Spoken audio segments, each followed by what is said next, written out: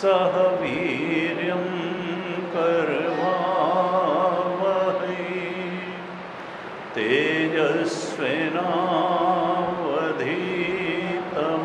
तेजस्विनावधीतमस्तु मा विद्विषावहै।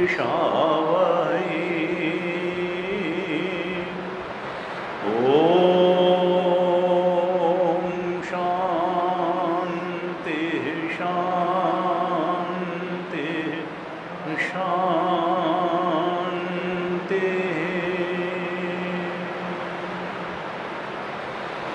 सदाशिवसमारम्भां शङ्कराचार्यमध्यमाम् अस्मदाचार्यपर्यन्तां वन्दे गुरुपरम्पराम्।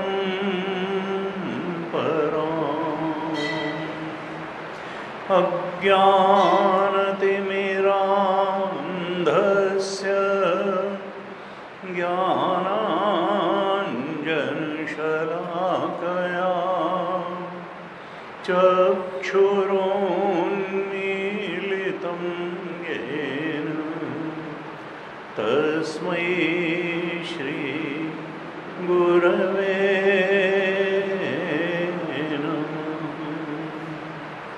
तस्मै श्री गुरवे नमः।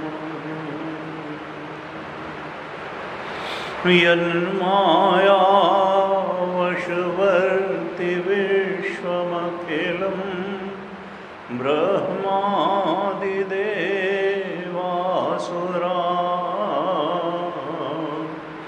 यत्सत्त्वादियं मृषैव भाति सकलं रज्जौ यथा हेर्भ्रमः।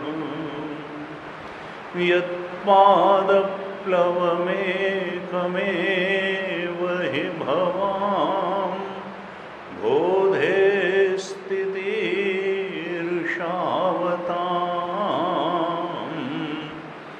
वन्देऽहं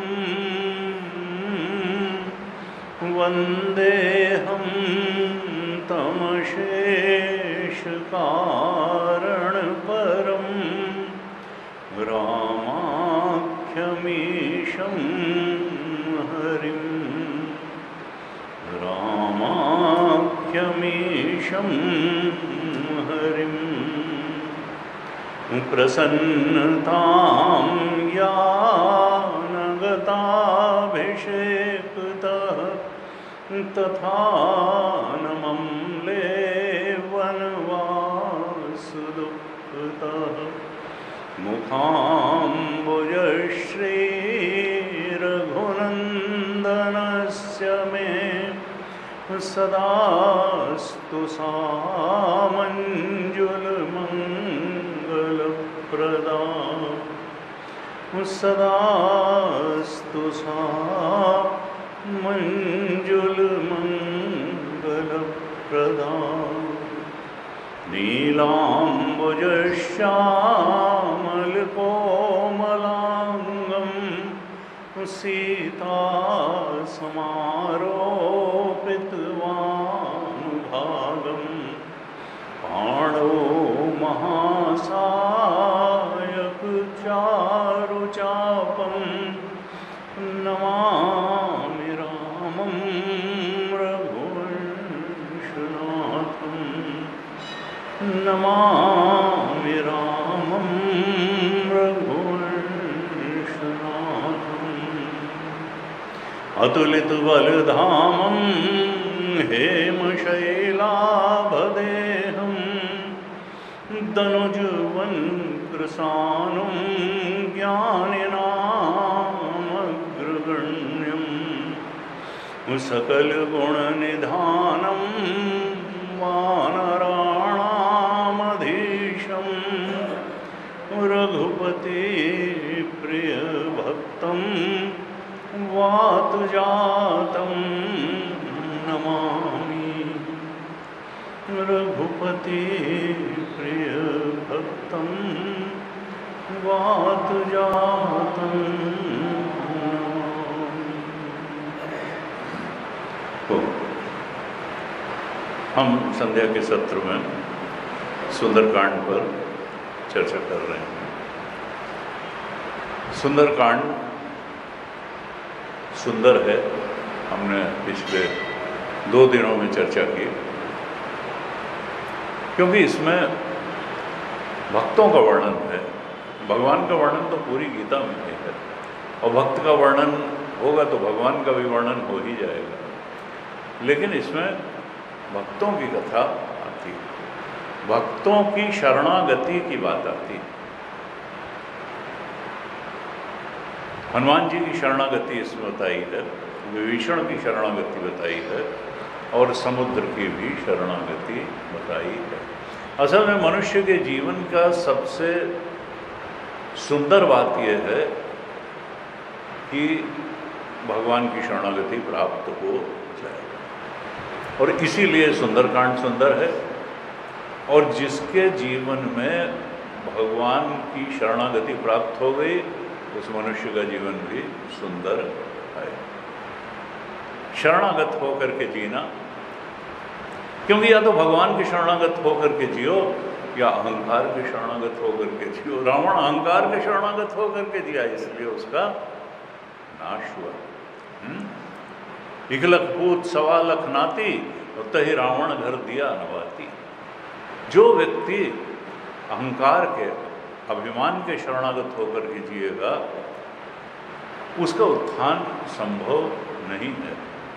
आज नहीं तो कल उससे ज़्यादा बड़ा अभिमानी मिल जाएगा, और वो अपने को डिप्रेस्ड फील करेगा, फ्रस्ट्रेटेड फील करेगा। इस संसार में कोई नहीं कह सकता कि मैं सबसे बड़ा हूँ। ये बड़े होने की जो दौड़ है, ये बड़ी विचित्र दौड़ है। और एक संत ने कहा कि अगर ये दौड़ लीनियर होती तो कोई प्रथम आ गया होता। ये दौड़ तो सर्कुलर है। आपको 2, 3, 4 आदमी अपने से आगे दिखाई देते हैं। जब आप दौड़ के उनसे आगे निकलते हैं तो फिर 4 आ गए, फिर थोड़ा दौड़ गए, फिर 4 आ गए। आपका जीवन खत्म हो जाएगा। कभी हमेशा जो है कुछ लोग आपके पीछे रहेंगे और कुछ लोग आपके आगे रहेंगे। आप कभी दौड़ करके पहले हो ही नहीं सकते हैं। ये प्रथम की दौड़ बहुत मूर्खता की दौड़ है। जीवन एक यात्रा है, इसको सुखद यात्रा बनाने के लिए हम आराम से दौड़ें। दौड़ना तो पड़ेगा, हैं? जीवन में जब आए हैं तो हमको दौड़ना पड़ेगा, शरीर रक्षण भी करना पड़ेगा, संबंध भी बनाने पड़ेंगे, सब चीज़ करनी पड़ेगी, लेकिन प्रथम के चक्कर में नहीं पड़ना। कोई प्रथम आज तक हुआ नहीं, कोई नहीं। कोई पढ़ने में बहुत अच्छा है तो कोई खेलने में फिसड्डी है, कोई खेलने में फिसड्डी है, तो कोई जो है किसी का व्यवहार बहुत अच्छा है, तो कोई देह से बहुत सौंदर्य है, किसी को कपड़े पहनने का बहुत अच्छा सेंस है। तो ऐसे ऐसे भाई इतने एस्पेक्ट्स हैं जीवन के कि हर एस्पेक्ट में आप जो है सबसे अच्छे हो जाएं, इट इज़ जस्ट इम्पॉसिबल। ये संभव ही नहीं है। अब हनुमान जी की बड़ी सुंदर कांड में जो सबसे सुंदर बात है वो है हनुमान जी का चरित्र। क्योंकि जो 3 शरणागति भी बताई, वो हनुमान जी की जो शरणागति है वो सात्विक शरणागति है, और विभीषण की जो शरणागति है वो राजसिक शरणागति है, और जो समुद्र की शरणागति है वो तामसिक शरणागति है। क्योंकि माया त्रिगुणात्मिका है। ये सारा खेल आत्मा के अलावा अनात्मा का जितना खेल चल रहा है वो सब त्रिगुण में ही चल रहा है। या तो कहीं सतोगुण डोमिनेटेड दिखाई देता है, कहीं रजोगुण का डोमिनेशन दिखाई देता है, और कहीं तमोगुण का डोमिनेशन दिखाई देता है। तमोगुण जड़ता लाता है, रजोगुण क्रियाशीलता लाता है, और सतोगुण जो है सुख संगेन बधनाति ज्ञान संगेन चानघ, 14वें अध्याय में गीता में कहा। ये सुख से बांधता है, ये सत्य के प्रति जिज्ञासा पैदा करता है, और ज्ञान की तरफ बढ़ाता है।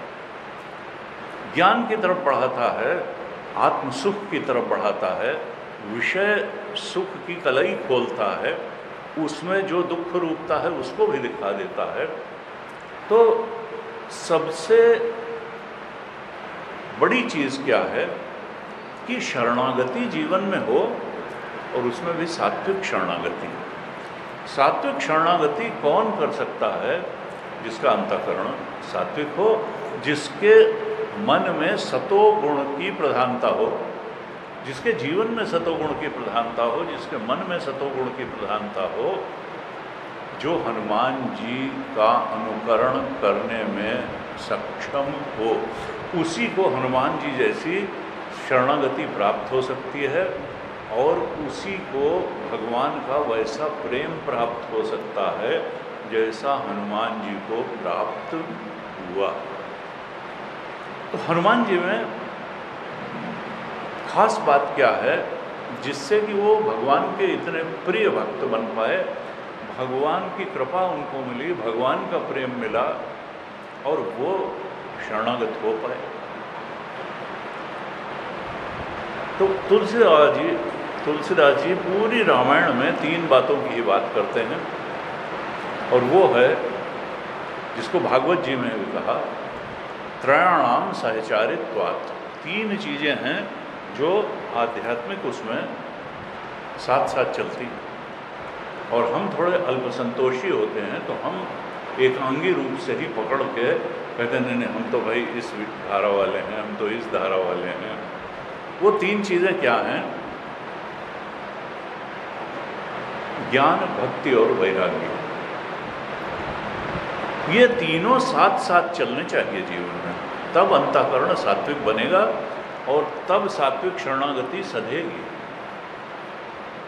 हमने बहुत किताब पढ़ करके ज्ञान इकट्ठा कर लिया, ज्ञान बहुत इकट्ठा कर लिया, बौद्धिक ज्ञान बहुत इकट्ठा कर लिया, लेकिन वैराग्य हुआ नहीं, तो फिर ज्ञान टिके बिकेगा नहीं। वो दूसरों पर रौब झाड़ने की बात होगी। उस ज्ञान का जो सुख होगा, आत्म सुख होगा, वो प्राप्त नहीं होगा। अनुभूति के धरातल पे हम रीते रीते ही रहेंगे। वो जो तुलसी बाबा ने कहा, अब अनुभव गम में भजहि जेहि संता, वो परमात्मा वाणी का विलास नहीं है, वो अनुभव गम में है, उसकी अनुभूति होनी चाहिए। लेकिन वो अनुभूति किसको होगी? जो केवल इंटेलिजेंस के द्वारा गीता के श्लोक रट लेगा, या जो बहुत अच्छा अच्छा प्रवचन दे लेगा। उन्होंने कहा नहीं, मन सात्विक होना चाहिए। कठोपनिषद में कहा, नायमात्मा प्रवचनेन लभ्य न मेधया न बहुना श्रुतेन यमे वैश वृणुते तेन लभ्य तैसेष आत्मा विवृणुते तनून् स्वाम। नायमात्मा, बहुत बढ़िया बढ़िया प्रवचन दे लेते हैं लोग, हजारों की भीड़ इकट्ठा हो जाती है। इसका मतलब ये नहीं कि वो बोध प्राप्त संत हैं।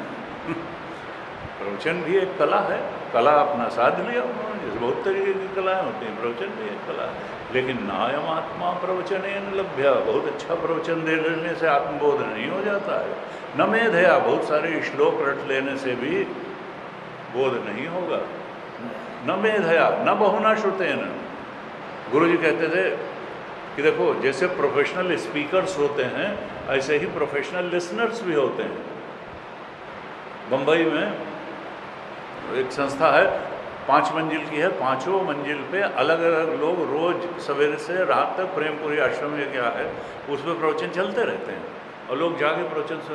उन्होंने कहा वो प्रोफेशनल स्पीकर्स आते हैं और प्रोफेशनल लिसनर्स वहाँ जाते हैं, और उनका ये रहता है कि हाँ बहुतों को सुन के छोड़ दिया, बताओ तुम भी क्या बताते हो, तुमको भी सुन के देख लेते हैं। तो वो कोई दत्त चित्त हो करके कुछ नया ग्रहण करने के अंदाज में नहीं, जैसे प्रोफेशनल स्पीकर वैसे प्रोफेशनल लिसनर। इससे भी न बहुना श्रुतेन न यमात्मा प्रवचनेन लभ्य न मेधया न बहुना श्रुतेन यमे वैश वृणुते तेन।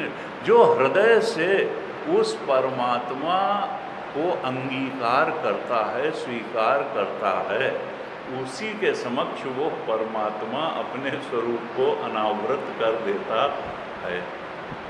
और हृदय से स्वीकार करना इतना आसान नहीं है। मुंह से कह देना ठीक है, नहीं हमने तो स्वीकार किया। हृदय से स्वीकार करने की बात कब बनेगी? क्योंकि हृदय में तुलसी मन तो एक है, भावे तहाँ लगाओ, चाहे हरि की भगति कर, चाहे विषय कमाओ। इच्छाएं तो कहेंगी कि हमको ये खाने को चाहिए, वहाँ जाने को चाहिए, इनसे मिलने को चाहिए, ये पहनने को चाहिए, ये चाहिए।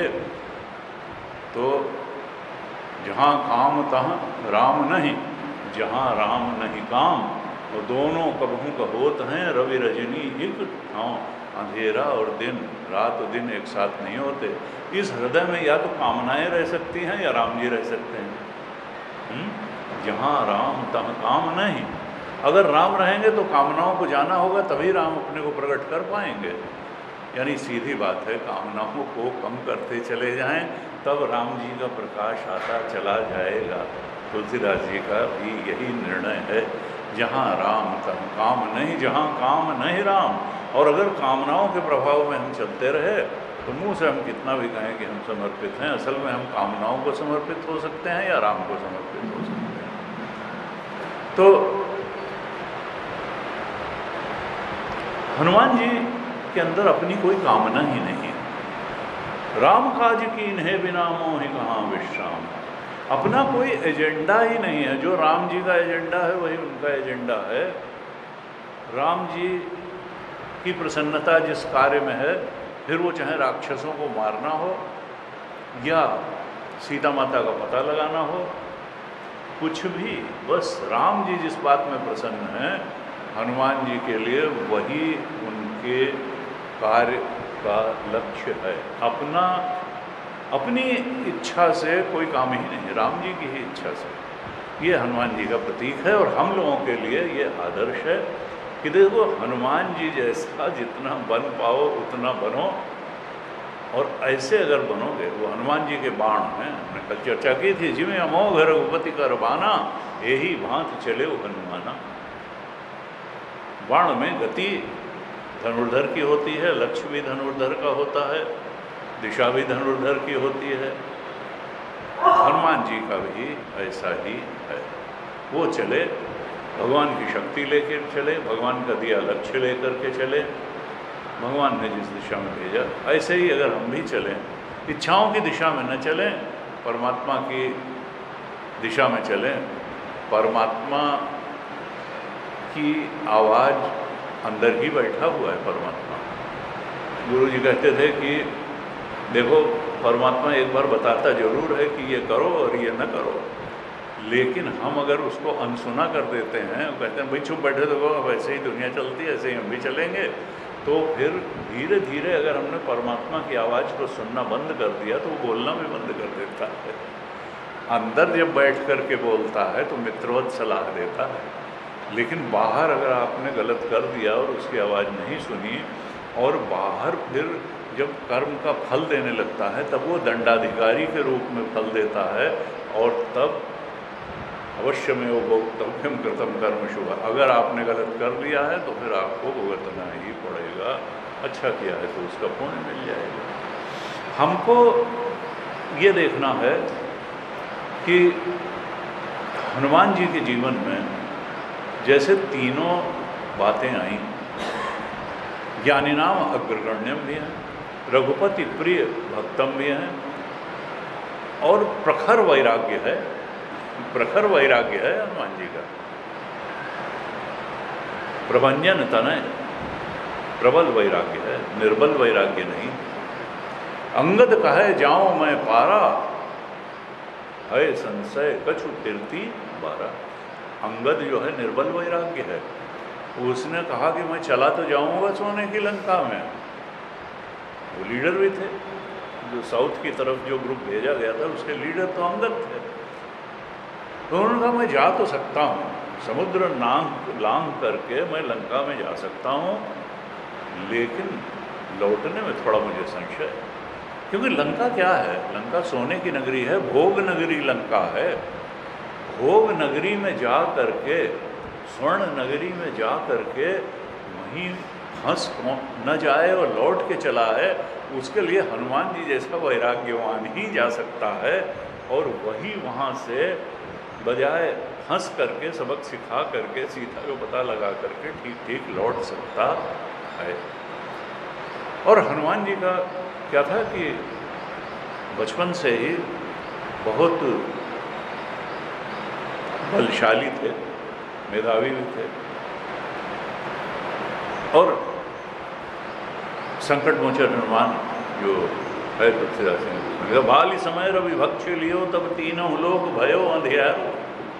छोटे बच्चे ही थे तब माता से कहा भूख लगी है, भूख लगी है, तो उन्होंने उंगली दिखाई कि देखो वो फल है, खा लो। और वो उंगली दिखाई तो वो सवेरे का सूरज था लाल लाल, उनको लगा सूरज को फल कह रही है, तो उन्होंने सूरज को ही निगल लिया, मुंह में रख लिया सूरज को, तो तीनों लोग भयो अंधियारो। और जब अंधकार हो गया तब ये हुआ अरे तो त्राही त्राही हो गई। तब इंद्र ने कहा अरे मेरी ये तो जो है सब लोग त्राही त्राही कर रहे हैं, और ये कहाँ से वानर का शिशु इसने जो है ये तो सूरज को ही मुंह में रख लिया। तब उसने वज्र से उनके ऊपर प्रहार किया, तब उनकी ठोड़ी में वज्र लगा तो उनकी ठोड़ी थोड़ा फूली रहती है, फूली रहती है। जब तब उनके पिता पवन देव गुस्सा हो गए और उन्होंने कहा मेरे पुत्र को इस तरह से वज्र से प्रहार किया गया, अब मैं चलना बंद कर देता हूँ। जब पवन पुत्र रुक गए तो सबकी सांस ही रुक गई, जब सांस रुक गई तो उल्टा हो गया। तब उन्होंने कहा फिर प्रार्थना की कि भाई आप जो है चलो, ये तो प्राणवायु ही सबकी रुक गई है आपके रुकने से। तब उन्होंने कहा कि अब सारे देवता मेरे पुत्र को आशीर्वाद दें, अपनी शक्ति दें, तब मैं फिर से गति चालू करूँगा और सबकी सांस आएगी। तब सारे देवताओं ने उनको आशीर्वाद दिया, अपनी शक्ति भी उनको दी, और तब जाकर के पवन देव प्रसन्न होकर के और उन्होंने चलना शुरू किया। तब सारे प्राणी जो है उनमें प्राणवायु का संचरण हुआ।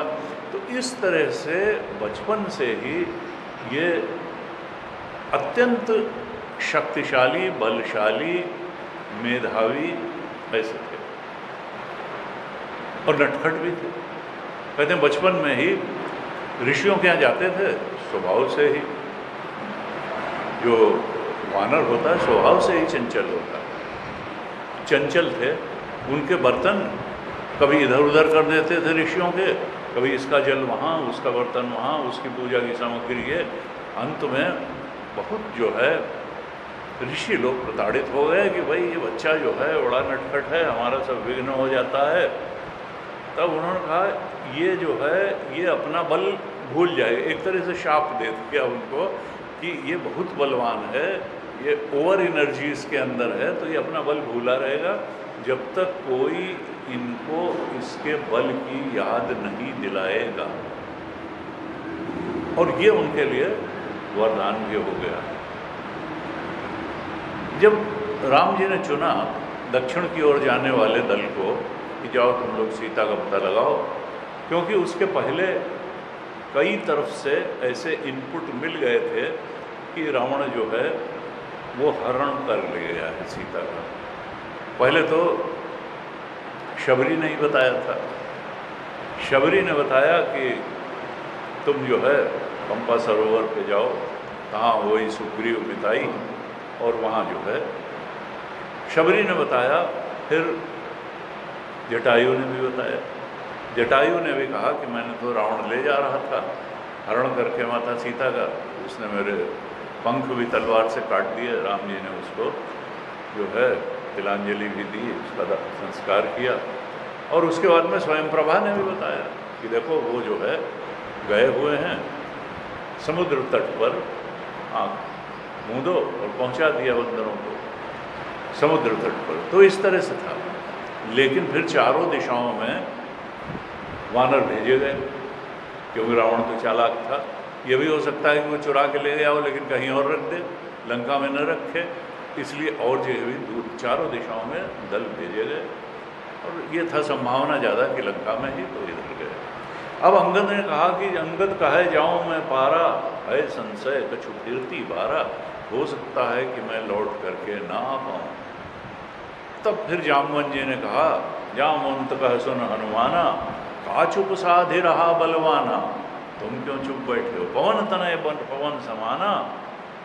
तुम जो है पवन पुत्र हो, पवन के समान तुम्हारा बल है, अब जो है तुम ही इस कार्य को करो। कवन सो काज कठिन जग माही, कौन ऐसा कार्य है जो तुम्हारे लिए कठिन है। और जब उन्होंने याद दिलाई तो सुनता ही भय वो पर्वत आता था, वो जो है उनको अपने बल की याद आ गई और उन्होंने कहा आनो यहाँ त्रिकूट उपारी, बताओ जामवंत जी आप मुझे बताओ कि मैं करूँ क्या। यहाँ लंका को त्रिकूट पर्वत जिस पे वो बसी हुई है, त्रिकूट पर्वत सहित उखाड़ के ले आऊँ, या सीता माता को ले आऊँ, या राक्षसों को सहित सहाय रावण ही मारी, रावण को उसके सहायकों के सहित जो है मार करके मैं सीता को ले आऊँ, जो कहो मैं करूँ। जामवंत ने कहा ना, जो काम राम जी का है वो राम जी करेंगे, बॉस का काम कभी खुद नहीं करना चाहिए, नहीं बॉस गुस्सा हो जाएगा, भले आप जो है कर सकते हैं उसको, जो जिसका काम है वही। राम जी लीला करने के लिए आए हैं, रावण को मारने का काम राम जी करेंगे, तुम तो बस इतना करो कि सीता की सुधि ले करके राम जी को बता दो, बस इतना तुम्हारा काम है। सीता जी को देखाओ, उनका हालचाल देखाओ, कहाँ हैं कैसी हैं, और उनका हाल ला करके राम जी को बता दो, बस इतना ही तुम्हारा कार्य है। सीता जी को लेके नहीं आना है, त्रिकूट को नहीं उखाड़ना है, रावण को नहीं मारना है, वो सब काम राम जी का है। तब फिर ये हुआ कि जामवंत के, अब सुंदरकांड यहीं से शुरू होता है। जामवंत के वचन सुहाए, सुनि हनुमंत हृदय अति भाए। जामवंत के वचन सुहाए, जामवंत जी के वचन जो ये कहे कि इतना करो तात तुम जाई, सीता कहे सुध प्रभु, तो बहुत जो है हृदय में अति भाए। और कहा तब लगी तुम पर मोहि परखे हो तुम भाई, सही दुख कंद मूल फल खाई। मेरा यहाँ तुम लोग प्रतीक्षा करना, कंद मूल फल खाना। जब लग आवो सीता ही देखी, कोई काज मोहि हर्ष विचेखी। जब तक मैं सीता जी को देख करके आऊँ तब तक तुम लोग यहाँ मेरी प्रतीक्षा करना। और मुझे अत्यंत हर्ष हो रहा है, हर्ष हो रहा है, उत्साह में मैं जा रहा हूँ, इसका मतलब कि सफलता अवश्य मिलेगी। और ये कह करके यह कही नाई सबन कह माथा, चले वो हर्ष ही अधरी रघुनाथा। सबको प्रणाम किया, क्योंकि कहते हैं जब बड़ा कार्य करने चलो तो किसी का डिस्प्लेजर नहीं लेना चाहिए, सबका आशीर्वाद या जितने ज़्यादा से ज़्यादा का मिल सके वो ले लेना चाहिए। और हर्षित हो करके और हृदय में परमात्मा का रहना बहुत जरूरी है, परमात्मा का स्मरण करके फिर चले। और कल भी हमने चर्चा की थी कि क्या किया सबसे पहले, कि बार बार रघुवीर संहारी। इतने बड़े काम में जब आप करते हैं, रजोगुण चाहिए बड़ा काम करने के लिए, और उसमें परमात्मा की गहरी स्मृति सतोगुण में होती है। तो रजोगुण जब कार्य क्षेत्र में उतरता है व्यक्ति, तो कई बार परमात्मा का विस्मरण हो सकता है। इसलिए काम शुरू करने के पहले, काम के बीच में और काम के अंत में भी भगवान का स्मरण अवश्य कर लेना चाहिए, जिससे कि अहंकार हमारा उठने न पावे कि मैंने किया मैंने किया मैंने किया।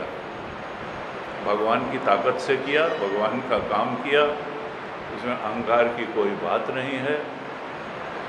क्योंकि ये जो अहम है ये मनुष्य को बहुत परेशान है। भगवान शंकराचार्य ने ब्रह्मसूत्र भाष्य में लिखा, अहम इदम मम इदम नैसर्गिको अयम लोक व्यवहार मिथ्या ज्ञान निमित्ता। हमको ये शुद्ध अहम का तो कोई ज्ञान ही नहीं है, और हम मैं करते रहते हैं, और मैं का सच्चा स्वरूप क्या है ये हमको मालूम ही नहीं है, क्योंकि हम हमेशा अहम को इदम से जोड़ करके ही देखते हैं। उनका ये कौन है? उनका ये रमेश चंद जी हैं।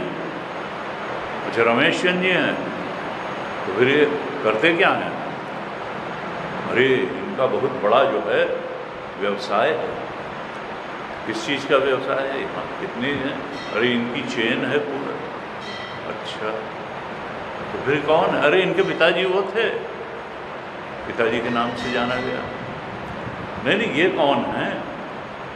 अरे भाई ये नहीं, देख नहीं रहे हैं कितने लंबे चौड़े सुदर्शन व्यक्ति खड़े हुए हैं? और डिग्री तो इनके पास बहुत है, बौद्धिक सद्गुण भी है, धनाढ़ भी हैं, शरीर भी सुंदर है, वो जो है उनका। लेकिन फिर ये कौन है? ये तो इदम की बात बताई जा रही है। अहम को परिचय सारा इदम का दिया जा रहा है कि दुकान है, मकान है, डिग्री है, ये है, वो है, ये है, समाज में ये चीज़ है। इदम से अहम की पहचान कराई जा रही है। भाई बिना इदम को जोड़े अहम क्या है? तो उनका इदम को हटा करके अगर अहम को ढूंढने निकलोगे तो न तो सामाजिक पहचान बनेगी, न देहिक पहचान बनेगी, न बौद्धिक पहचान बनेगी। शुद्ध अहम तो सच्चिदानंद ही निकलने वाला है। वही सत है, वही चेतन है, वही आनंद है और तुम वही हो। अहम का सच्चा स्वरूप तभी तुम जान पाओगे जब जितना इदम है, इदम सारा का सारा अनात्म है, अनात्म से अलग करके अनात्म इदम है। जब तुम अहम को खोजोगे तो आत्म ही मिलेगा। अनात्म जो है से आत्मा को सुशोभित। और ये क्या है? ये जोड़ते क्यों हो? तो भगवान शंकराचार्य ने कहा मिथ्या ज्ञान निमित्ता अहम इदम मम इदम। कहा दो ही, गीता भाष्य जैसे ही लिखना शुरू किया उन्होंने लिखा कि दो जो है ये भ्रांत प्रत्यय हैं जो मनुष्य को सताते हैं, अज्ञान प्रत्यय हैं। अज्ञान में व्यक्ति फिर जाने क्या क्या करता है। अहम इदम कहा, अहम इदम मम इदम। भगवान शंकराचार्य ने ब्रह्मसूत्र भाष्य में लिखा। और यहाँ गीता भाष्य में दूसरे अध्याय के 11वें श्लोक से जैसे ही भाष्य लिखना उन्होंने शुरू किया, वैसे ही कहा कि दो भ्रांत प्रत्यय हैं, अहमेशाम ममेते। हमेशा मैं ये हूँ और ये मेरे हैं। और तुलसी बाबा ने इसी को ट्रांसलेट कर दिया कि मैं और मोर तोर तय माया, जही बस कीन्हे जीव निकाया, गो गोचर जहाँ लगी मन जाई, सो सब माया जाने हो भाई। एक दुष्ट अतिशय दुख रूपा, जा बस जीव परा भवभूपा, और एक रचई जग गुण बस जाके, प्रभु प्रेरित नहीं निज बल ताके। ये दो तरीके के है माया। एक माया तो है जो हमको परेशान कर रही है, जिसने ब्रह्म स्वरूप होते हुए भी हमको जीव बना दिया। तो कहा अहमेशाम ममेते, मैं ऐसा परेशान कर, अहमेशाम ममेते आज की दूसरी बात। तो अहमेशाम ममेते,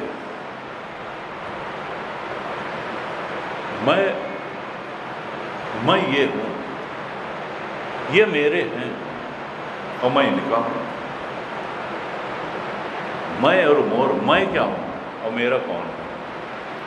ये दोनों माया की ही उपज है। हैं तो हम आत्मस्वरूप, लेकिन हम इदम से जोड़ करके उसको जब देखते हैं फिर माया के बंधन में पड़ जाते। इसलिए संसार में कोई काम करना है अगर, तो बार बार रघुवीर संहारी, तर के उपवन तने बल भारी। रघुवीर को संभाला, राम जी की स्मृति संभाली और फिर चले। कैसे चले? जिम अमोघ रघुपति कर माना, यही भांति चले माना। जैसे हनुमान जी का, जैसे राम जी का बाण होता है, उस तरह से लक्ष्य वेद करने के लिए चले। तो सबसे पहले हमने कल भी चर्चा की थी, मैनाक पर्वत आया। जब हम कोई बहुत बड़ा काम करने चलते हैं तो कई बाधाएं उसमें आती हैं। तो सबसे पहली बाधा स्वजनों की तरफ से ही आती है। स्वजनों की तरफ से मैनाक आया कि हम तो तुम्हारे पिताजी के मित्र हैं, उनका बड़ा एहसान है कि उन्होंने हमको समुद्र में छिपा दिया था इंद्र के वज्र से बचा करके, तो और थोड़ा हमारी आवभगत स्वीकार कर लो। अब अभी काम शुरू नहीं हुआ है और विश्राम की बात कर रहा है। हनुमान जी ने कहा नहीं। हनुमान ते ही परसा कर पुनि कीन्ह प्रणाम, स्पर्श कर दिया बस हाथ से। उससे उन्होंने कोई, क्योंकि प्रेम से, स्नेह से जो आमंत्रित कर रहा है उससे कटु शब्द बोलना ठीक नहीं है। हनुमान जी अभी हम देखेंगे, हमने कल भी कहा था 8 लोगों से मिले हैं पूरे सुंदरकांड में, और 8 लोगों से बिल्कुल अलग अलग तरह का व्यवहार उन्होंने किया है। पहला ये था, तो बाधा जरूर है लेकिन स्नेहपूर्वक आमंत्रण दे रहा है, तो स्पर्श कर लिया, कर स्पर्श यानी हाथ, आज के संबंध में कह सकते हैं हैंडशेक कर लिया, हाथ मिला लिया, धन्यवाद दे दिया और आगे चले, बैठे बैठे नहीं। हनुमान तहि परसा कर पुनि कीन प्रणाम, और राम काज कीन्हे बिना मोहि कहाँ विश्राम। कह दिया कि राम काज जब तक नहीं करेंगे तब तक हमें जो है विश्राम की क्या बात है, अभी नहीं। आगे चले तब सुरसा आ गई। 3 बाधाएं और आई। ये पहली बाधा तो सृजन की तरफ से आई, मैना। गुरु जी कहते भाई देखो अपने लोग भी ये मत समझना कि ये राइवलरी ऐसी चीज है कि बिरला जी से हमारी राइवलरी थोड़ा होगी, न टाटा से होगी। राइवलरी भी थोड़ा अगल बगल वालों से, बराबर वालों से ही होती है। और उसमें भी एक चीज़ सुनने में बड़ी ख़राब लगती है लेकिन होती है, वो साइकोलॉजी में भी उसको कहते हैं, वो है सिबलिंग राइवलरी। पहले तो ज़्यादा बच्चे होते थे तो भाई बहन में भी राइवलरी होती है, भाई भाई में भी राइवलरी होती है। ये राइवलरी अजीब चीज़ है। वो आगे बढ़ रहा है, मैं पीछे रह रहा हूँ, और मनुष्य मात्र में होता है कि अपनी कमजोरी को भी महानता बता दो, सामने वाले की महानता को भी कमजोरी बता दो। इस वृत्ति प्रवृत्ति से आदमी इतना ग्रस्त होता है कि वो जो है सोचता है कि अगर महान बन नहीं सकते तो महान जताओ, और दूसरे को कमज़ोर नहीं कर सकते हैं तो कम से कम कमज़ोर बताओ, अपने को महान बताओ, दूसरे को कमज़ोर बताओ। और इसी में बताने से तो कुछ होता नहीं, स्वभाव वही है जो प्रकट हो जाता है, असलियत वही है जो प्रकट हो जाती है। You cannot fool all the people all the time. तुम सबको सब समय बेवकूफ़ नहीं बना सकते हो।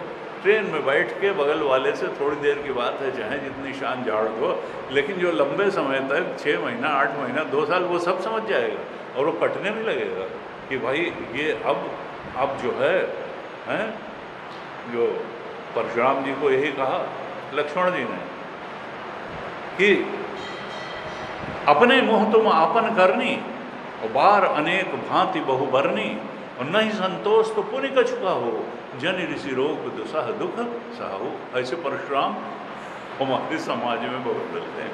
बैठे नहीं कि अपनी प्रशंसा शुरू, अपनी प्रशंसा शुरू हैं, फिर बार अनेक भांति बहुबरनी, नहीं संतोष तो पुनि कछुका हो। अब वो और गुस्सा हो गया कि ये बड़ा ही शैतान लड़का है तुम्हारा। जो है यहाँ जो है सुरसा आई। सुरसा क्या है? सुरसा सात्विक बाधा है, और इसके बाद में सिंहिका आएगी। सिंहिका तामसिक बाधा है, फिर लंकिनी आएगी, लंकिनी राजसिक बाधा है। ये तीनों बाधाएं हमारे जीवन में आती हैं जब हम कोई महान कार्य, बड़ा कार्य करने चलते हैं, और तीनों से डील करना हमको आना चाहिए। तीनों को ओवरकम जो कर पाएगा वही प्रभु का कार्य कर पाएगा, वही अपने कार्य में सफल हो पाएगा। और इसके लिए बल बुद्धि निधान चाहिए, बल भी चाहिए, बुद्धि भी चाहिए, त्रयाणाम सहचारित्वात् चाहिए, भक्ति भी चाहिए, ज्ञान भी चाहिए और वैराग्य भी चाहिए। नहीं तो राइवलरी में ही उलझ जाएगा। अब सुरसा आई, और बस गलती क्या हुआ कि उसने कह दिया आज सुरन मोहि दीन आहारा, आज देवताओं ने मुझे अच्छा आहार दिया। देखो इतना तगड़ा बंदर चला जा रहा है, आज इसको खा करके मैं अपनी भूख मिटाऊंगी। सुनत बचन कह पवन कुमारा, उनका जैसे ही उसने कहा आज सुरन, अरे देवताओं की भेजी आई है, इसका मतलब कि ये कुछ जो है मामला ऐसा नहीं, देवता लोग भगवान के कार्य में बाधा क्यों डालेंगे, ये जरूर कुछ परीक्षा लेने आई है। ये जो है ये मारने वाले में नहीं आई है। कहा देखो माँ, उसको माता कह करके संबोधित किया। कहा तब राम काज कर फिर मैं आऊँ, सीता कई सुध प्रभु सुनाऊँ। तब तब बदन पैठी हूँ माई, सत्य कहूँ मोहि जान दे माई। उसको माई कह करके संबोधित किया, माता कह करके संबोधित किया। कहा देखो हमें जाने दो, तुम्हें अगर भूख लगी मैं वापस लौट के आऊँगा, राम जी को बता दूँ, फिर तुम मुझे खा लेना। तो लेकिन कौनो जतन दे ही नहीं जाना, वो तो जाने ही ना दे। रास्ता रोके खड़ी और मुंह अपना बड़ा किया उसने। तो जितना जितना उसने अपना मुख खोला, उससे दूना आकार हनुमान जी ने ग्रहण कर लिया। जस जस सुरसा बदन बढ़ावा, तास धून कपि रूप दिखावा। और सत जो जन तेहि आनन कीन्हा, अति लघु रूप पवन सुत लीन्हा। बदन पैठि पुनि बाहिर आवा, मांगा विदा ताहि सुरनावा। जब 100 योजन का मुंह उसने कर लिया तो हनुमान जी ने कहा ये तो फिर ऐसी चलती रहेगी, ये मुंह बड़ा करती रहेगी, मैं दूना होता रहूँगा, सारा समय तो यहीं निकल जाएगा, कौन जाएगा माता का पता लगाने। ये ठीक नहीं है। मैं इसके खेल में बड़े होने और बड़ा रूप दिखाने इसके लिए थोड़ा निकला हूँ। निकले थे जिस काम के लिए वही करना हमारा ध्येय है। हम बीच में एक नई राइवलरी पाल करके और अपने लक्ष्य को डाइवर्ट नहीं करेंगे, इसलिए तुरंत छोटे हो गए। गुरु जी कहते देखो जो अल्प बुद्धि है या जो दूरदर्शी नहीं है, पता चला माता जी की तबीयत खराब है और उन्होंने साइकिल निकाली और दवाई लेने चले और साइकिल जो है टकरा गई किसी स्कूटी वाले से। अब स्कूटी वाले से झगड़ा हो गया, हाथापाई हो गई, मारपीट हो गया, थाने पहुंच गए। माता जी गई, दवाई गई और ये गई और वो थाने पहुंच गए। तो ये जो है, अरे भाई क्षमा मांग लो, जो भी करो, तो एक प्रकार से क्षमा ही मांगी। बदन पैठ बाहर आवा, व्यर्थ में किसी से झगड़ा करना, राइवलरी मांगना या उसको नीचे दिखाने की बात नहीं है। हम ही छोटे हुए जाते हैं कि हमको जो है अपना कार्य सिद्ध करना है, भगवान का कार्य सिद्ध करना है। कहा जब मांगा विदा ताहि सुरनावा, तब उसने आशीर्वाद दिया। कहा राम काज सब करियो, तुम बल बुद्धि निधान। आशीष दे गई सो हर्षि चले हनुमान। आशीर्वाद दिया और फिर गई और भगवान का कार्य करने के लिए हनुमान जी उसका आशीर्वाद पा करके हर्षित होकर के आगे चले। सात्विक बाधा को इस तरह से बुद्धिमत्ता से उसके साथ डील करके आगे चले हनुमान जी। जैसे ही चले तो निश्चर एक सिंधु महरई, करी माया नभ के खग गई। एक निश्चरी थी जो समुद्र में रहती थी और वो सबकी छाया पकड़ लेती थी, और जैसे ही छाया पकड़ती थी तो वो नभचर जो है उसकी गति रुक जाती थी और फिर वो नभचर तो उड़ेगा नहीं तो गिर जाएगा, फिर वो गिर जाता था और उसको खाती थी। और ये अध्यात्म में क्या है, अध्यात्म में जो ये जो सुरसा है, ये इसको अध्यात्म में लोकेशणा कहते हैं। देखिए तो बाहर एक कथानक चल रहा है और एक अंदर हमारे चल रहा है, ये लोकेशणा है। सुरसा क्या है? लोकेशणा। एक व्यक्ति पहले सोचता है कि मैं पार्षद हो जाऊं, पार्षद के बाद सोचता है अब मैं थोड़ा सा और बढ़ जाए तो विधायक का इलेक्शन लड़ लूँ, सोचता है मेयर हो जाऊं, मेयर हो गया सोचता है कि मंत्री क्यों ना हो जाऊं, मंत्री के बाद मुख्यमंत्री क्यों ना हो जाऊं, फिर जो है थोड़ा सांसद वाला भी अगर लड़ लिया जाता तो क्या बुरा था। तो बढ़ती ही जाती है लोकेशणा, दूनी दूनी बढ़ती है। सुरसा लोकेशणा है, ये कभी तृप्त नहीं होगी, ये बढ़ता जाएगा, दूना दूना दूना होता चला जाएगा। तो अध्यात्म में सुरसा लोकेशणा है, इससे जो है इससे बच के रहना, लोकेशणा नहीं पालनी। क्योंकि तीन ही चीज़ें हैं जो बुद्धि को मलिन करती हैं, जो हमको लगता है कि जीवन की सफलता है, पुत्रेषणा, वित्तेषणा, लोकेशणा। जिसमें पुत्रेषणा, देखिए ये तो गृहस्थों के लिए है कि भाई हमारा पत्नी अच्छी हो, बच्चे अच्छे हों, परिवार अच्छा हो, तो डीप डिज़ायर्स हैं तीनों। पुत्रेषणा, फिर वित्तेषणा, पैसा भी हो, अब बच्चों के आगे बढ़ने की भी एक सीमा है। पुत्रेषणा, पत्नी जो है उसके संबंध क्या होंगे? पत्नी सुंदर होगी, सुशील होगी, पति भी अपना उसके प्रति जैसा भी होगा, लेकिन हर चीज़ के आप सोचें कि हर चीज़ में हमारी पत्नी एक्सेल करे तो इट इज़ क्वाइट इम्पॉसिबल। हर चीज़ में हमारा पति एक्सेल करे तो it is quite impossible. You have to adjust. इसीलिए कहते हैं कि मैरिज इज ए मेलोडी, एक किताब है तेजोमैन जी की, पारिवारिक जीवन सुखी तब बन जाएगा जब हम थोड़ा सा दूसरे को भी स्पेस देंगे और उसके प्रति सहिष्णुता रखेंगे और उसकी जो अच्छाइयाँ हैं उनको भी स्वीकार करेंगे, उसकी कमियों को भी स्वीकार करेंगे। ये नहीं तब तो चल पाएगा, और नहीं तो कैसे चल पाएगा? कोई हर आदमी कोई सोने में मढ़ा हुआ नहीं, या हर फील्ड में सोने में मढ़ा हुआ नहीं होता। हर व्यक्ति का कुछ पक्ष बहुत अच्छा होता है और कुछ पक्ष बहुत साधारण होता है, और कुछ पक्ष हो सकता है आपको न भी अच्छा लगे, ऐसा भी हो सकता है। तो आपको तो तीनों तरह से एडजस्ट करना ही पड़ेगा, क्योंकि किसी भी मनुष्य के, वो स्त्री हो या पुरुष हो, तीनों पक्ष होते हैं ये।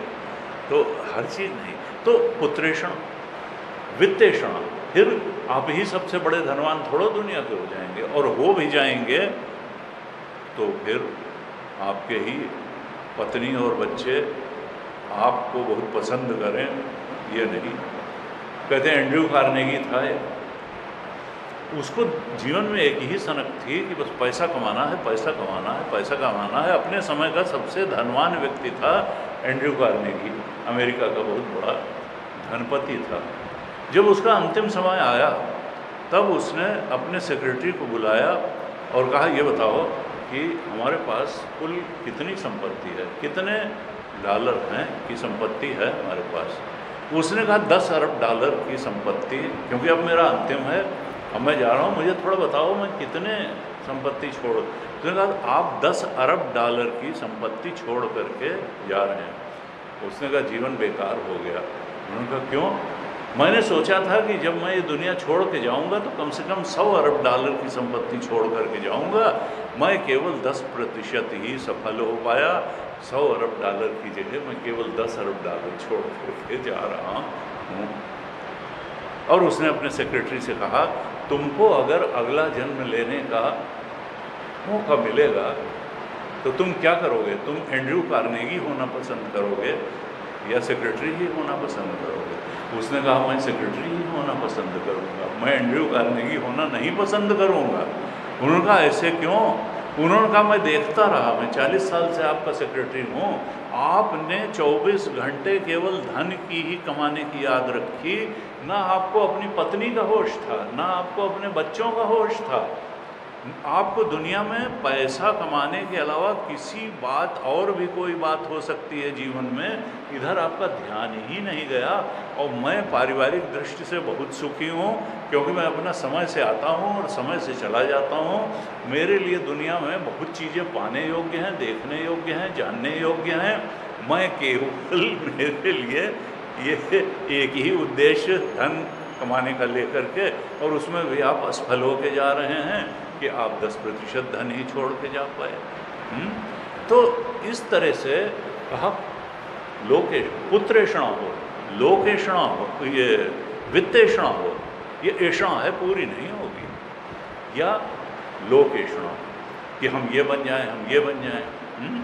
अब वो कहते हैं कि अब लोकेषणा, अच्छा भाई ये बन जाएं, अब प्रधानमंत्री बन जाएं, भाई यही है। अब प्रधानमंत्री बनने के बाद अब वो शी जिनपिंग बना, अब उसने कहा भाई प्रेसिडेंट फॉर लाइफ, ऐसा क्यों ना हो। और फिर पुतिन ने भी कहा कम से कम 35 तक तो हम रह जाएं, कॉन्स्टिट्यूशन में परिवर्तन करो। हिंदुस्तान में तो खैर पहले से ही है यहाँ कोई लिमिट है ही नहीं। ट्रंप के भी मन में कहते हैं आ रहा है कि भाई 2 ही टर्म क्यों रह सकता है, 8 साल ही क्यों, बदलो अमेरिका का कॉन्स्टिट्यूशन और कम से कम 4 बार तो प्रेसिडेंट रह सकते हैं, ऐसा कर दो। जबकि 72 क्या और 78 साल के होने जा रहे हैं, अभी भी 2 बार और रहने के मूड में हैं।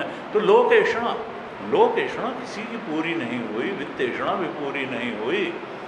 और पुत्रेषणा भी पूरी नहीं होती। तो ये जो ऐषणा, ये सुरसा जो है, ये क्या है? ये लोक ऐषणा है, लोक ऐषणा है। और हनुमान जी ने इसको बहुत टैक्टफुली डील किया, इससे राइवलरी के चक्कर में नहीं पड़े। तुलसीदास जी ने लिखा उत्तरकांड में, सुत बित लोक ईसना तीनी कि हिकय मति निकृत न मिलीनी। ये तीनों ऐषणाएँ जो हैं, तीन डीप डिज़ायर्स, ये बुद्धि को मलिन करने वाली हैं। ये मत समझना कि ये पूरी भी हो जाएंगी तो तुम्हारी बुद्धि सात्विक हो जाएगी, निर्मल हो जाएगी, भगवत परायणी हो जाएगी और तुम जो है आत्मबोध को उपलब्ध हो जाएगा। कुछ नहीं, माया में गोल गोल नाचते रहोगे। ये बुद्धि मलिन करने वाली हैं। इसलिए इन डीप डिज़ायर्स के चक्कर में पड़े बिना हमको तो भगवत परायण जीवन की तरफ बढ़ना है। भगवत कार्य को करते हुए, भगवान की प्रसन्नता के लिए कार्य करते हुए जीवन जीना है। आगे चले जब सुरसा के बाद, तो फिर जल में एक निश्चरी रहती थी जिसका नाम था सिंहिका। जैसे अध्यात्म में सुरसा लोक ऐषणा है, पूरी नहीं होती है, ऐसे ही अध्यात्म में ये जो सिंहिका है, जो नभचारी जीवों की छाया को पकड़ करके उनको खा लेती थी, उसने हनुमान जी की भी छाया को पकड़ लिया।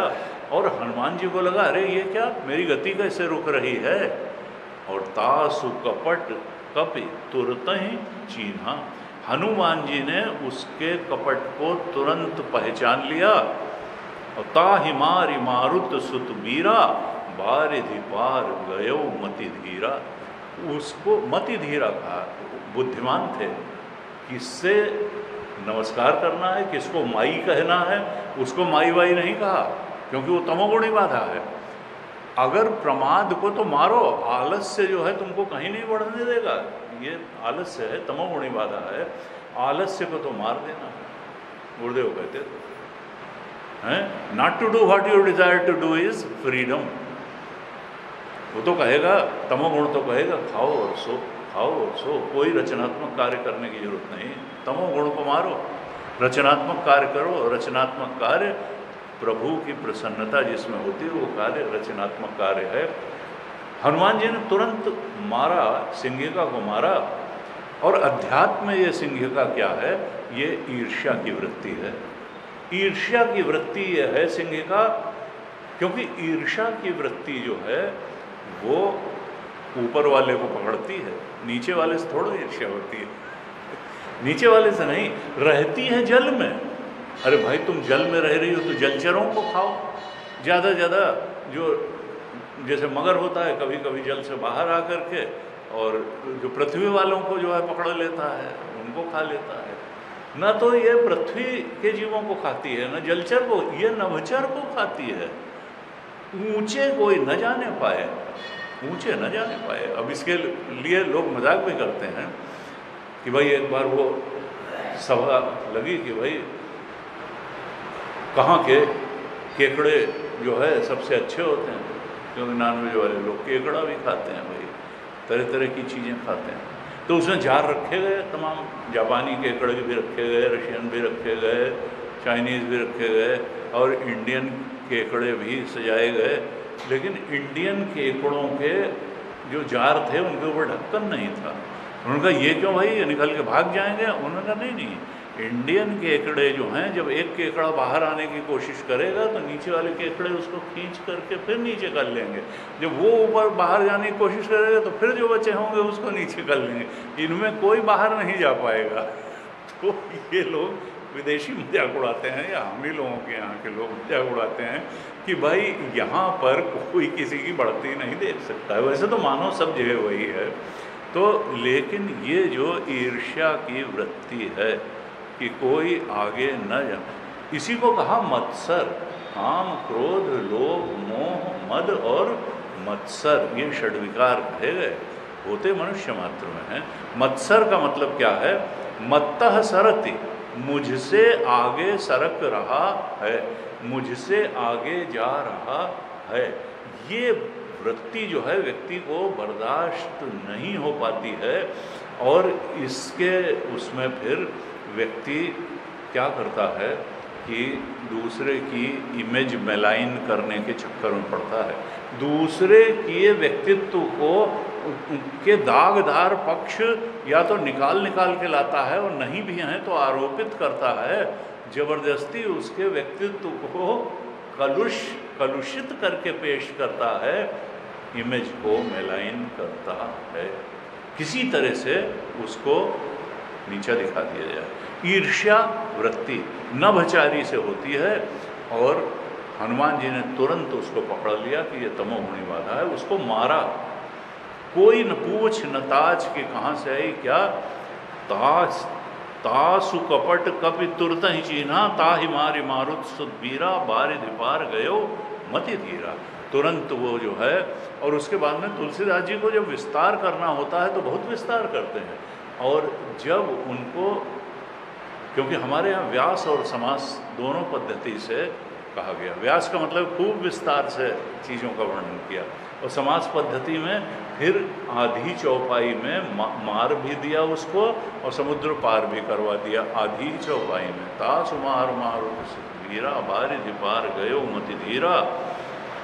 और वहाँ जा कर के फिर लंका का वर्णन है, और वहाँ पर देखा कि लंका जो है उसका तो बड़ा ऐश्वर्यवान है, बड़ी धन धान्य से भरी हुई लंका है, लेकिन सब वहाँ के रहने वाले मानुष धेनु खर अज खल निशाचर भक्षण, सब अखाद्य खा रहे हैं, सुरापान कर रहे हैं, हर तरीके की चीज़ें हैं।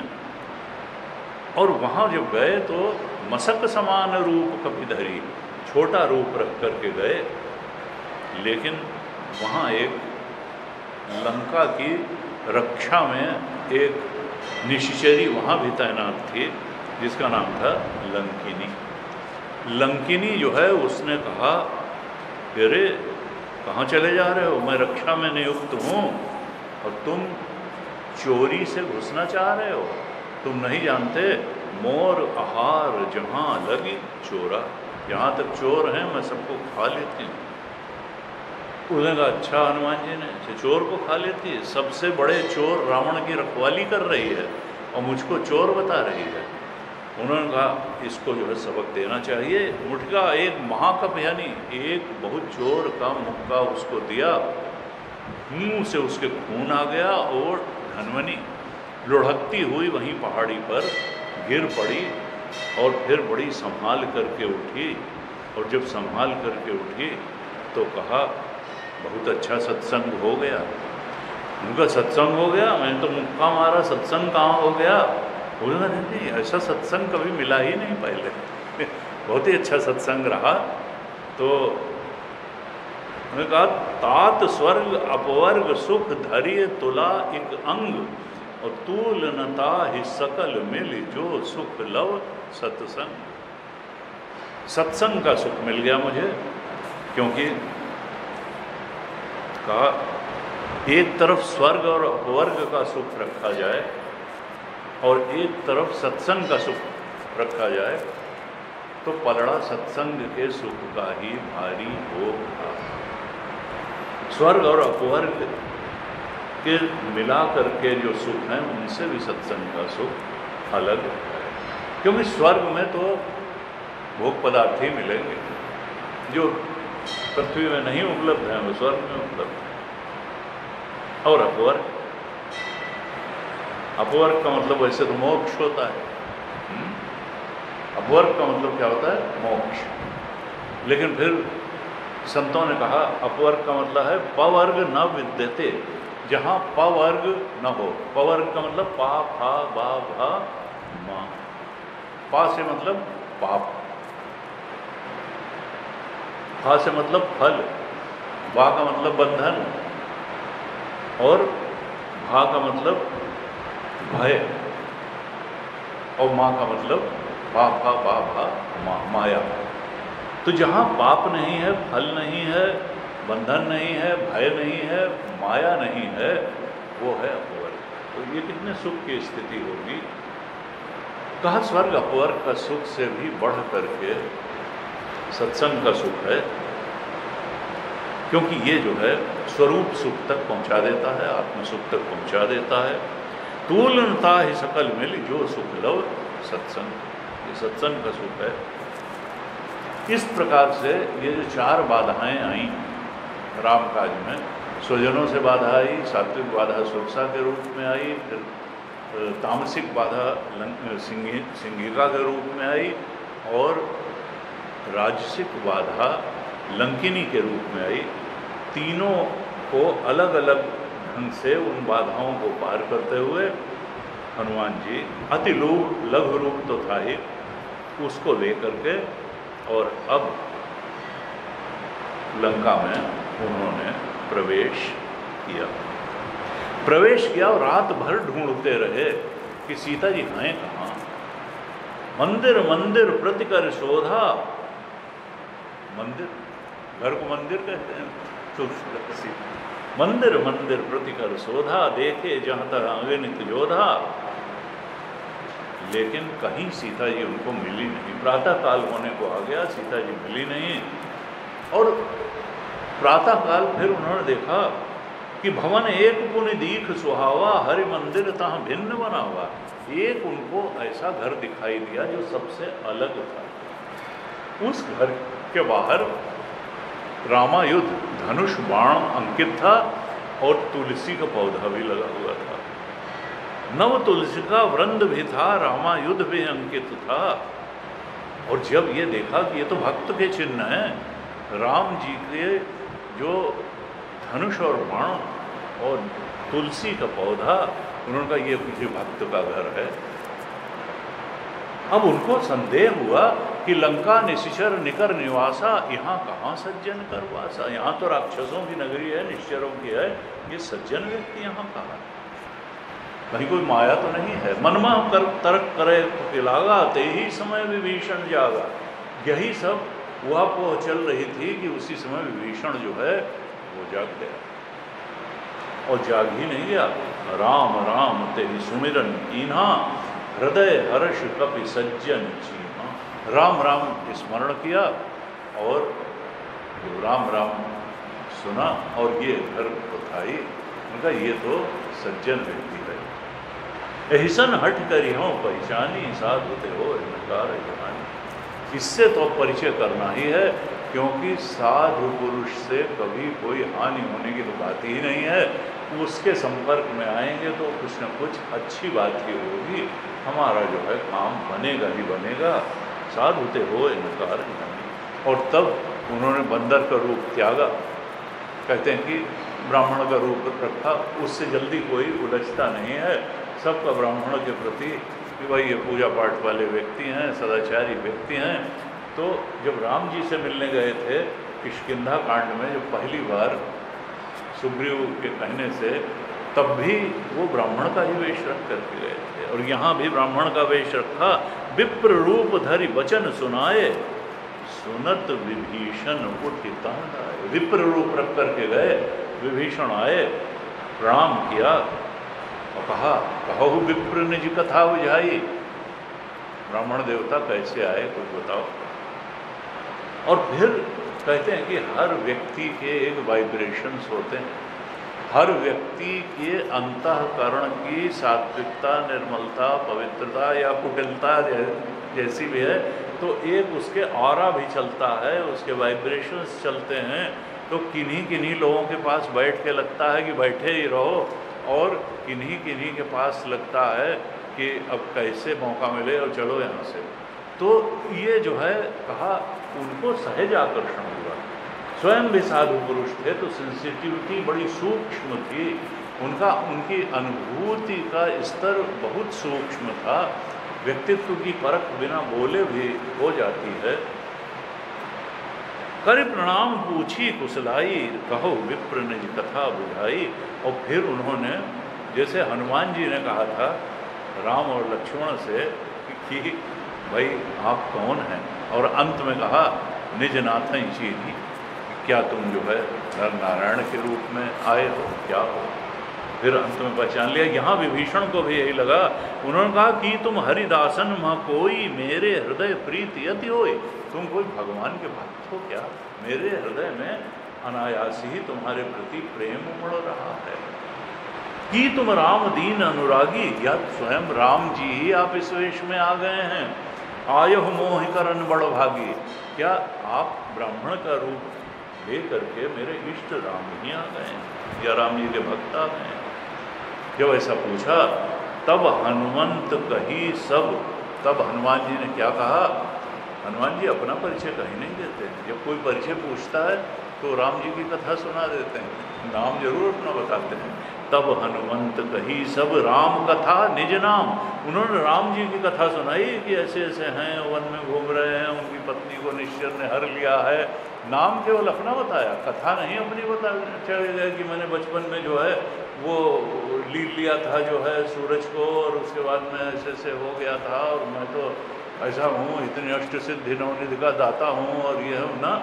सेल्फ प्रेज नहीं, राम जी की कथा पूछा उन्होंने उनके बारे में। उन्होंने राम जी की कथा बताई और अपना नाम बताया, और उसको सुन करके दोनों ही पुलकित हो गए। कथा सुनाने वाला भी पुलकित हो गया राम की, और कथा सुनने वाला भी पुलकित हो गया। ये राम जी की कथा का अपूर्व प्रसाद है कि सुनाने वाले का भी हृदय शुद्ध हो जाता है, निर्मल हो जाता है, प्रसन्न हो जाता है, और सुनने वाले का भी हो जाता है। और हनुमान जी जैसा कथा सुनाने वाला हो तो क्या कहना। एक रात में 2 कथा सुना दी। ये पहली कथा अभी विभीषण को सुना रहे हैं, और उसी दिन अभी सीता जी को भी कथा सुनाएंगे राम जी की। और सुनते ही सीता कर दुख भागा। राम कथा ऐसी चीज है कि विभीषण का भी चित्त पुलकित हो गया, और सीता जी का भी दुख भाग गया। राम कथा जो है, राम कथा मंदाकिनी चित्रकूट चित्त चारु। तो ये जो है चित्त जो है वो हमेशा प्रसन्नता से भर जाता है राम कथा सुन करके। सुनत जुगल तन पुलक मन, मन मगन सुमिर गुण राम जी के गुणों का स्मरण करके दोनों का चित्त पुलकित हो गया। और फिर विभीषण अपनी दुर्दशा बताते हैं। कहते मैं यहाँ कैसे रह रहा हूँ जैसे दांतों के बीच में जीभ रहती है, कि पता नहीं कब ये 32 दांत हैं कठोर कठोर और मुझे काट लें। और कहते मैं तो राक्षस हूँ, तामस तन है, प्रीति न पद सरोज मन। अब ये उनकी थोड़ा सा दैन्य भाव है, ऐसा नहीं है, बहुत बड़े भक्त हैं। कहते तामस तन कुछ साधन नाही, प्रीति न पद सरोज मन माही। मेरे अंदर तो राम जी के पद में प्रीति ही नहीं है। चरणों में मैं कैसे अपना मन लगाऊं, उनके चरण कमल में। लेकिन अब मोह भाव भरोस हनुमंता, बिनु हरि कृपा मिलहि नहीं संता। तुम्हारे आने से मुझे ये भरोसा हो गया कि भगवान की कृपा मेरे ऊपर जरूर है, क्योंकि भगवान की कृपा जब तक नहीं होती तब तक सच्चे संत का दर्शन नहीं होता, मिलन नहीं होता, उससे भगवान की कथा सुनने को नहीं मिलती। अब मोहि भाव भरोस हनुमंता, बिनु हरि कृपा मिलन नहीं संता। गुरु जी कहते थे सत्संग का मिलना ये हरि कृपा रूप ही है। भगवान की कृपा होती है तभी सत्संग मिलता है। जो रघुवीर अनुग्रह कीना, तो तुम मोहि दरस हठ दीना। तुम तो दरवाजा खटखटा करके आए हमारे यहाँ, भगवान की कृपा थी तब तुम्हारे जैसा संत दरवाजा खटखटा करके आया, तुमने हट करके मुझे दर्शन दिया। हनुमान जी कहते हैं सुनो विभीषण प्रभु कह रीति। विभीषण भगवान का स्वभाव कैसा है कि करहि सदा सेवक पर प्रीति। वो अपने सेवक पर हमेशा प्रेम रखते हैं। ये भगवान का स्वभाव है कि जो भगवान का भक्त है, भगवान का सेवक है, भगवान के स्मरण में रहता है, भगवान के शरणागत रहता है, उस पर भगवान बहुत प्रेम करते हैं। भगवान किसी को खाली हाथ नहीं रखते हैं। हम जितना प्रेम भगवान से करते हैं उससे 4 गुना प्रेम, 10 गुना प्रेम भगवान हमसे करते हैं। क्यों? क्योंकि वो कोई जड़ सत्ता नहीं है। हम टेलीविज़न से प्रेम करेंगे, टेलीविज़न हमसे नहीं करेगा। हम जो है मकान से प्रेम करेंगे, मकान है क्योंकि वो जड़ है, लेकिन भगवान जड़ नहीं है, भगवान चेतन है। वो जानते हैं जीव जितना चेतन है, भगवान तो अनंत चेतन है, हम तो अल्प चेतन हैं। हम जितना अल्प चेतन होकर के प्रेम करते हैं तो भगवान प्रसन्न हो जाते हैं कि चलो माया में घिरे हुए अल्प चेतन वाले जीव ने इतना तो प्रेम हमसे किया, तो फिर वो सर्वज्ञ चेतन करुणा निधान और प्रेम ही जिसका स्वरूप है वो तो फिर हमसे बहुत प्रेम करता है। और भगवान अगर प्रेम करने लगे तो फिर तो हमारे जीवन में कोई बाधा रह ही नहीं जाती, हमको किसी बात की चिंता करने की जरूरत नहीं है। कहा सुनो विभीषण प्रभु के रीति करहि सदा सेवक पर प्रीति। फिर कहते हैं कहो कवन मैं परम कुलीना, मैं कौन सा बड़ा कुलीन हूँ, कपि चंचल सब ही विधीना। मैं तो इतना चंचल हूँ, वानर को तो चंचलता में सबसे बड़ा माना जाता है, एक जगह बैठ ही नहीं सकता है, स्थिर चित्त ही नहीं होता है। बैठे कोई यहाँ करेगा, उधर देखेगा, इधर कोई यहाँ खो जाएगा, कोई यहाँ खो जाएगा, कोई ये करेगा है। तो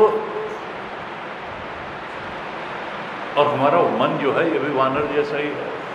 वानर बाहर जितनी उछल कूद करता है, हमारा मन अंदर उतनी उछल कूद करता है। लेकिन जैसे हनुमान जी भगवान की चरण पकड़ करके और इतने बड़े भक्त हो गए, तो हमारा भी ये वानर जैसा चंचल मन अगर भगवान के चरणों में लग जाएगा, चरण में, तो ये भी उछलना कूदना छोड़ करके ये भी अपनी चरम और परम गति को प्राप्त कर लेगा। इसलिए बार बार कहा जाता है कि नहीं, भगवत शरणागति, भगवत शरणागति, फिर तभी मन की चंचलता समाप्त होगी। इच्छा की शरण में रहने, संसार की शरण में रहने से इसका जो वानर जैसा उछल कूद है ये समाप्त नहीं होने वाला। कहा प्रात ले जो नाम हमारा, तह दिन ताहि न मिले हारा। मैं तो इतना अधम हूँ कि सवेरे कोई कहते मंदिर का नाम ले ले तो हर गुरु जी कहते थे ये उनकी फिर वही ये उनकी नम्र उक्ति है, ऐसा कुछ भी नहीं है। आप 24 घंटे हनुमान जी का नाम लिख सकते हैं, हनुमान चालीसा का पाठ कर सकते हैं और आपको जितना आप चाहेंगे आहार उससे कई गुना आहार मिलेगा। ऐसा भी क्या है, भगवान के भक्त की याद करना, भगवान की ही याद करना है। कहा मेरे जैसे पर भी जब भगवान ने कृपा की तो फिर आप पर तो करेंगे ही। और फिर एक बड़ी सिद्धांत की चौपाई आती है कि जब भगवान का ऐसा स्वभाव है कि करहि सदा सेवक पर प्रीति, ऐसा भगवान का स्वभाव है कि अपने भक्त पे सेवक पर प्रेम करते हैं, तो जानत हूँ अस स्वामी विसारी, हिरहि ते काहे न हो ही दुखारी। तुलसीदास जी कहते हैं ऐसे स्वामी राम जी को अगर कोई भूलेगा तो फिर वो दुखी न रहे तो इसमें आश्चर्य है। राम जी को भूल के 7वें दोहे के बाद की चौपाई है, जानत हूँ अस स्वामी विसारी, हिरहि ते काहे न हो दुखारी। अगर लोग ऐसे ही जीवन बिता रहे हैं बिना भगवत स्मरण के, बिना भगवत भक्ति के, बिना भगवत शरणागति के, तो फिर उनका दुखी रहना तो स्वाभाविक ही है। दुखी होंगे जब इस तरीके के एक महान कृपालु सत्ता हमें है शरणागत होने के लिए। फिर कहा इस तरह से दोनों के बीच में राम जी की कथा होते होते कभी रात वो कब सवेरा हो गया और दोनों को मन तृप्त हो गया, पावा अनिर्वाच्य विश्रामा, अवर्णनीय शांति दोनों को मिल गई भगवान की कथा कहते सुनते। और फिर हनुमान जी ने कहा कि देखा चाहूँ जानकी माता, मैं तो यहाँ माता सीता का पता लगाने आया हूँ, वो कहाँ हैं कैसी हैं ये मैं स्वयं देखना चाहता हूँ, तो माता सीता का पता बताइए और कैसे मैं उन तक जा सकूँ, मिल सकूँ, वो हमको कोई युक्ति भी बता दी है। और फिर विभीषण जुगुत विभीषण सकल सुनाई, विभीषण ने बता दिया कि अशोक वाटिका में है और वहाँ तक जाने की युक्ति भी बता दी। इसलिए कहा वो भी साधु पुरुष हैं, उनसे मिलने से साधुते हो न कारज हानि, बल्कि काम बन गया विभीषण से मिलने से। अब जाते हैं, विभीषण ने जैसा बताया हनुमान जी जाते हैं, अशोक वाटिका में सीता जी बैठी हैं, वहाँ जा कर के देखते हैं तो सीता जी का वेश कैसा है। कहते हैं कृष तनु शीस जटा एक बेनी, दुबली हो गई विरह में, भगवान के विरह में, राक्षसों के बीच में कृष तन हो गई। और एक चोटी बनाती हैं, शीस जटा, और वो भी जैसे जटा बन गई हो इस तरीके की एक चोटी। जपति हृदय रघुपति गुण श्रेणी, और हृदय में हमेशा भगवान का स्मरण करती रहती हैं वहाँ बैठ करके। दोहा है 8वां, सुंदर दोहा है कि निज पद नयन दिए मन। देख कहाँ रही हैं? राक्षसिनियों की ओर नहीं देख रही हैं, अशोक वाटिका की ओर नहीं देख रही, कहीं नहीं देख रही हैं, अपने पैरों की तरफ देख रही हैं। और इसमें प्रतीक क्या है? पादो विष्णु, पैर का देवता विष्णु है और राम जी विष्णु के अवतार हैं। यानी अपने पैरों को ही राम जी की मूर्ति मान करके निज पद नयन दिए मन। वो उनके पैर नहीं हैं, वो राम जी हैं। राम जी के स्मरण के लिए आलम्बन अपने पैरों को बना लिया, कुछ भी आलम्बन बनाया जा सकता है। पादो विष्णु निज पद नयन दिए मन, और राम पद कमल लीन। राम जी के देख अपने पैरों के रही हैं, लेकिन मन राम जी के चरणों में लीन है। चरण कमल, उनका अपने चरण कमल का आलम्बन लेकर के राम जी के चरण कमल में मन को समर्पित कर रखा है। और परम दुखी भा पवन सुत देख जानकी दीन। हनुमान जी ने जब ये दृश्य देखा, विरह में ग्रस्त सीता माता को देखा, तब उनको बहुत दुख हुआ। परम दुखी भा पवन सुत देख जानकी जी जैसे दैन्य भाव में बैठी हैं। और हनुमान जी अब वहाँ पेड़ों के पत्तों पे लघु रूप रख लिया था, लघु रूप है अभी। तो तरुपल्लव माँ, वो जहाँ सीता जी जिस अशोक वृक्ष के नीचे बैठी हैं, उसी अशोक वृक्ष के ऊपर जा करके पत्तों में छुप के बैठ गए और यही सोचने लगे कि अब हाउ टू ओपन डायलॉग, अब माता के साथ वार्ता कैसे आरंभ की जाए, ये सोच ही रहे थे। तब तक वहाँ रावण आ गया। तही अवसर रावण तहाँ हुआ, रावण आ गया और उसने सीता जी को तरह तरह से धमकाया। सीता जी को तरह तरह से धमकाया और कहा, देखो ये जितनी मेरी मंदोदरी आदि रानियाँ हैं, तुम मुझे स्वीकार कर लो, तुमको पटरानी बना दूंगा, इन सब को तुम्हारी दासी बना दूंगा। कहाँ तुम वो वनवासी राम के चक्कर में पड़ी हो? देखो मैं त्रिलोक जयी रावण, मुझे स्वीकार कर लो, मेरी पटरानी बन जाओ। और सीता जी ने तो उसको कहा कि 60 सूने हरि आने ही, जब मैं अकेली थी तो मुझे तुम हरण करके ले आए, अधम निलज्ज लाज नहीं, तुम तो बड़े अधम व्यक्ति हो, निर्लज्ज व्यक्ति हो, तुमको शर्म नहीं आती ऐसी बात करते हो? तुम तो जुगनू के दसमुख सुन खद्योत प्रकाशा, तुम जो है जुगनू जितने हो, और राम जी सूर्य जैसे प्रकाशमान है, तुम जुगनू जैसे प्रकाशमान। और जुगनू क्या होता है? जुगनू अपने को तो दिखा सकता है प्रकाश में, दूसरे किसी को नहीं दिखा सकता है। अपनी शान तो झाड़ सकता है जुगनू, लेकिन दूसरे उसके प्रकाश से कोई और प्रकाशित नहीं हो सकता है। जबकि सूर्य के प्रकाश में तो सबकी आंखें जो है काम करने लगती हैं। सूर्य का प्रकाश सबके लिए लाभकारी है, जुगनू का प्रकाश केवल अपने को जन्माने का। तो जब उन्होंने उसको जुगनू कह दिया और राम जी को सूर्य कह दिया, तो वो बहुत खिसिया गया। तो उसने कहा कि ये देख रहे हो, ये जो है मेरा हर्षा है, चंद्रहास, इससे तुम्हारा सिर काट दूंगा अगर 1 महीने में तुमने स्वीकार न किया मेरी पटरानी बनना। तो मैं इसी से कटिहों तब सिर कठिन कृपाणा, इसी चंद्रहास कृपाण से तुम्हारा सिर मैं काट दूंगा। मास दिवस मोह कहा न माना, तो मैं मारब काढ़ ही कृपाणा। जब ये सब हुआ तो फिर और उसके बाद उसने सब राक्षसिनियों से कहा कि सीता को डरवाओ, इसको तरह तरह से प्रताड़ित करो जिससे ये परेशान हो करके मेरी बात को मान ले। 1 महीना का समय दे रहे हैं, ऐसे ऐसे करो। अब यहाँ बड़ा व्यंग है, ये रामचरितमानस में ये रावण का जो कैरेक्टर है बड़ा विचित्र है और इसके नाम भी बड़े विचित्र हैं। देखिए उसकी वाटिका का नाम क्या है? अशोक वाटिका।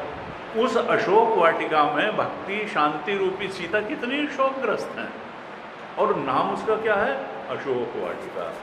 और भक्ति की सम्राज्ञी माता सीता को शोक की इस हालत में जहाँ पहुँचा दिया गया है, उस जगह का नाम उसने, शैतान ने क्या रखा है? अशोक वाटिका। और है वो अशोक वाटिका। और जब हनुमान जी गए तो उसने कहा नहीं, यथा नामा तथा गुणा, अब इसको उजाड़ देना चाहिए, इसको शोक वाटिका ही बना दूंगा मैं। और उन्होंने तहस नहस किया बात में। और इसी तरीके से जिससे कहता है कृपाण से सिर काट लूँगा, तो उसका नाम क्या है? चंद्रहास। चंद्रहास, जैसे शीतल किरणें उससे बहती हों और लोग उन शीतल किरणों से तृप्त होते हों, शांत होते हों। तलवार का नाम जो सबको दुख देने वाली है, उसका नाम रखा हुआ है चंद्रहास। तो ये जो है अजीब अजीब से है। लड़का जो है उसका नाम क्या रखा है? अक्षय कुमार। अच्छु कुमार, अक्षय कुमार।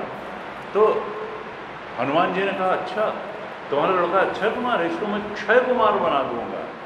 ये तुम्हारा लड़का अक्षय कुमार शोभा नहीं देता है। उन्होंने उसको तुरंत मारा, जब आया उसको क्षय कुमार बना दिया बजाय अक्षय कुमार के। तो इस प्रकार से फिर चले गए। और तब त्रिजटा जो है उसने कहा कि देखो कोई परेशान मत करना सीता जी को, क्योंकि कल ही मैंने सपना देखा है, भोर का सपना सत्य जरूर होगा। और एक वानर आया है, सपने वानर लंका जारी, जातु धान सेना सब मारी। एक वानर आया है, उसने सारी लंका को जला दिया है, राक्षसों को मार दिया है। और ये रावण जो है गधे पे बैठ करके, वस्त्रहीन हो करके और सिर मुड़ा करके, उसके सारे सिर कटे हुए हैं और उसके भुजाएं भी कटी हुई हैं, और वो दक्षिण दिशा में जा रहा है। और लंका का राजा विभीषण बन गया है। कहा ये सपना मैं कहूँ पुकारी होई सत्य गए दिन से, बड़ी जल्दी है मैं कहती हूँ ये सपना सच होने जा रहा है। जब इस प्रकार से तो सारी राक्षसियाँ डर गईं। उन्होंने कहा भैया इसको प्रताड़ित करना वरना छोड़ो, चलो अपने अपने घर, देखा जाएगा। जब महीने भर ये कह रही बड़ी जल्दी 4 दिन में ही सपना सत्य होगा, तो ये और इधर हनुमान जी ने कहा मुझे तो केवल सीता को देख करके उनका पता जो है बताने को कहा गया था। ये त्रिजटा क्या बोल रही है कि जातु धान सेना सब मारी, और सपने जो है वानर लंका, ये लंका जलाने का ये नया आदेश कहाँ से आ गया, और राक्षसों को मारने का नया आदेश कहाँ से आ गया। उन्होंने कहा देखा जाएगा, वो ये सोई जो राम रची रखा। तो जो है इस प्रकार से हुआ। उसके बाद फिर हनुमान जी से सीता जी की क्या वार्ता होती है, आगे फिर क्या घटनाक्रम चलता है सुंदरकांड, इसमें हम कल चर्चा करेंगे। बड़ा सुंदर प्रसंग है सीता जी से वार्ता का भी। फिर राम जी को जो सुनाते हैं विभीषण की कथा, सुंदर कथा चलेगी। अभी 2-3 दिन है, हम इसको भी देखेंगे और रामायण के अवसर मिलेगा तो कुछ और प्रसंगों को भी देखेंगे। आज नहीं तक